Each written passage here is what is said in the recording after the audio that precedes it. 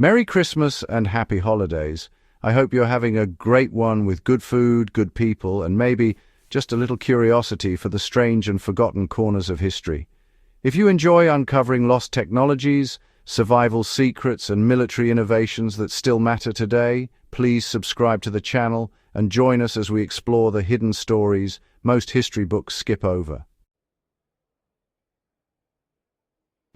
During World War II, the pressure to innovate was unlike anything humanity had seen before. Entire nations were locked in a struggle that demanded lighter gear, tougher materials, and solutions that could survive mud, rain, fire, and, just constant abuse.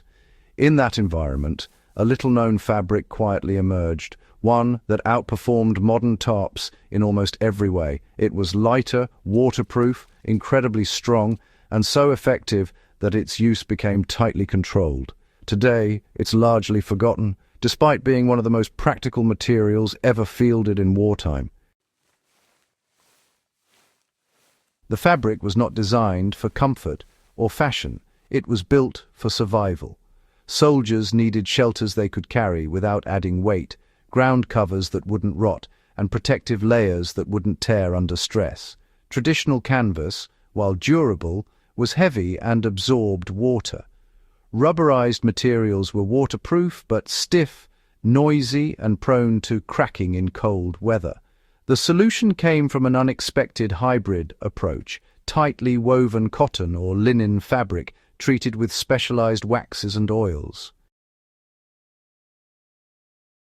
This treatment created a material that behaved very differently from anything civilians were used to. Water beaded and rolled off the surface instead of soaking in. Wind penetration dropped dramatically. Even when punctured, the fabric resisted tearing because of its dense weave. Compared to tarps today, often made of plastic or thin synthetic layers, this World War II fabric was quieter, more breathable, and far more resilient in the field. One of its most famous uses was in military ponchos and shelter halves. A single piece could serve as rain protection, a ground sheet, or part of a larger tent system. When buttoned together with another soldier's poncho, it formed a surprisingly robust shelter.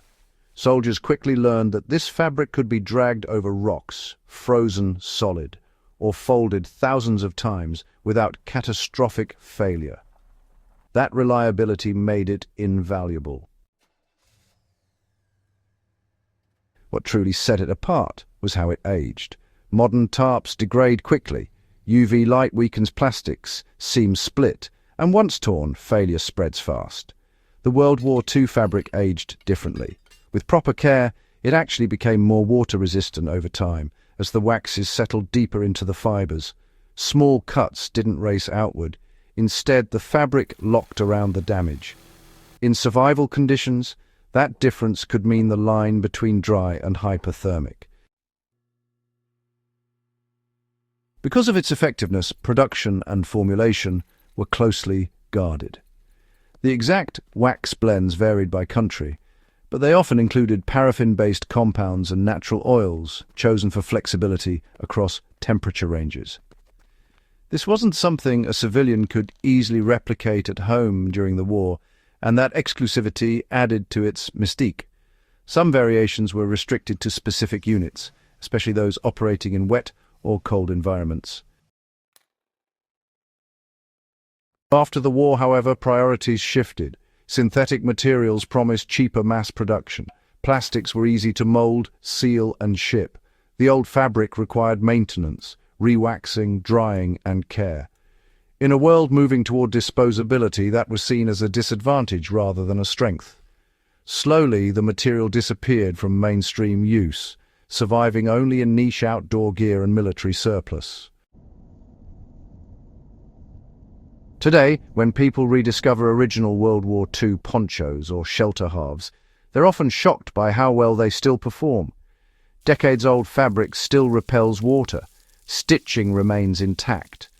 The material feels alive in a way plastic never does. Outdoor enthusiasts who test it side by side with modern tarps often come to an uncomfortable conclusion. We may have traded durability for convenience. There's also an environmental lesson buried here, that World War II fabric was biodegradable, repairable, and designed to last years, not just seasons. Modern tarps are cheap, but they're disposable. Once they fail, they become waste. The wartime mindset demanded conservation, repair, and reuse, principles that feel surprisingly relevant again. This forgotten fabric reminds us that progress isn't always linear. Sometimes the best solutions already existed, refined under pressure, then abandoned when they no longer fit economic trends.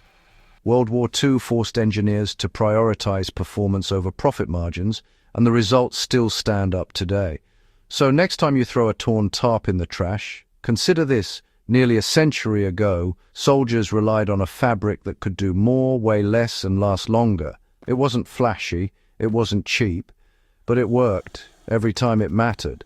And maybe that's the real lesson hidden in this forgotten wartime material.